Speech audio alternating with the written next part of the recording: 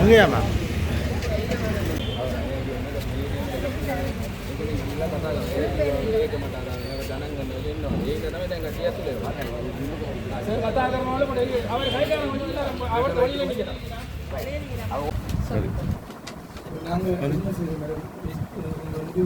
முடிவு வந்து உங்களுக்கு ஃபங்க்ஷன் சொல்லுவோம். சரியா? நீங்க போயிட்டு உங்களுக்கு கால் பண்ணுவாங்க. தலைவரோட நாங்க அதுக்கு தலைவருக்கு கால் பண்ணுவோம். நீங்க போயிட்டு அறிஞ்சு விடுவோம். சரியா? மண்முனைப்பட்டு ஆரையம்பதி பொதுச்சந்தை வியாபாரி என்ற அடிப்படையில் பொதுவான ஒட்டுமொத்த வியாபாரிகளும் எதிர்நோக்குற பிரச்சனைகள் வந்து சம்பந்தமாக இது அனைத்தையும் நாங்கள் எழுத்து மூலமாக ஆரையம்பதி பிரதேச சபை தவிசாளருக்கு நாங்கள் அந்த கடிதத்தை சமர்ப்பித்திருந்தோம். ஆனால் இதுவரைக்கும் 2 மாத காலமாகியும் இதுவரை நமக்கு எந்த விதமான பதில் கடிதமோ பதில் உரையோ எங்களுக்கு கிடைக்கல.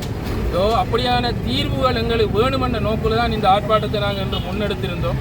நாங்கள் முன்வைக்கக்கூடிய கோரிக்கைகள் நிறைய இருக்குது. அதாவது இந்த ஆரையம்பதி பொதுச்சந்தை பல ஆண்டு காலமாக மீனுக்கும் மரக்கறிக்கும் பேர் போன ஒரு சந்தையாக விளங்கி கொண்டிருக்கிற தருவாயில் தற்பொழுது மீன் சந்தை முற்றுமுழுதாக இயங்குவதில்லை. அது ஒரு காகங்களின் சரணாலயமாகத்தான் இருக்கிறது.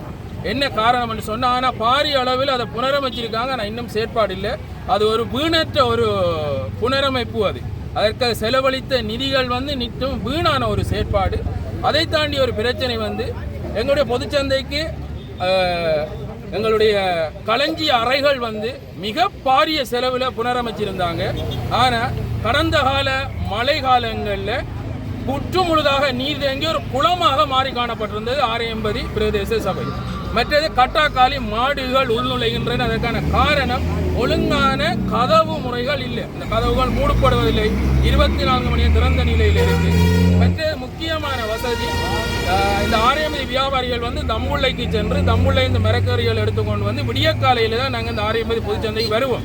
அந்த சமயத்தில் ஒரு மலைசலம் கழிக்கிறதுக்கு ஒரு சிறுநீர் கழிக்கிறதுக்கான எந்த ஒரு வசதியும் இல்லை. சரி, நாங்கள் ஆம்பளையில் ஏதோ அட்ஜஸ்ட் பண்ணி எங்கேயா போகலாமன்ட்டு வைத்தா இங்கே நிறைய பெண் வியாபாரிகள் இருக்காங்க. இந்த பெண் வியாபாரிகள் விடிய காலம் 4 மணியிலிருந்து மதியம் 3 மணி வரைக்கும் ஒரு சிறுநீர் கழிப்பதற்கு ஒரு மலைசலம் கழிப்பதற்கு எங்கே போகிறாங்க? ஒரு கதவு இல்லை, டாய்லெட்டில் முக்கியமான குடிநீர் வசதி இல்லை. பைப்புகள் இருந்தும் அதாவது உடைச்சு வேறு வேறு தேவைகள் நாங்கள் நிர்மாணிக்கோம். நாங்கள் வந்து இந்த பொதுச்சந்தையை வந்து புனரமைக்க போகிறோம் என்ற பேரில் வேறு விதமான செயற்பாடுகள் ஈடுபட்டு கொண்டிருக்காங்க.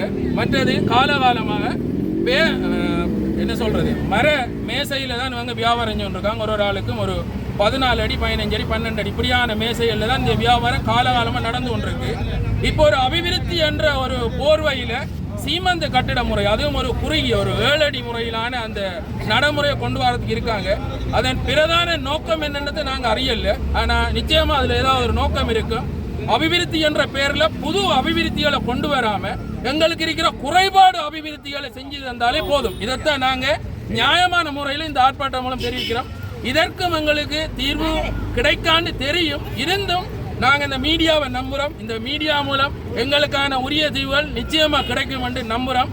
பொறுத்திருந்து பார்ப்போம். இதுக்கு தீர்வு அவங்க பிரதேச சபை தவிசாளர் தாராரா இல்லையான்றதை நாங்கள் பொறுத்திருந்து பார்க்கோம்.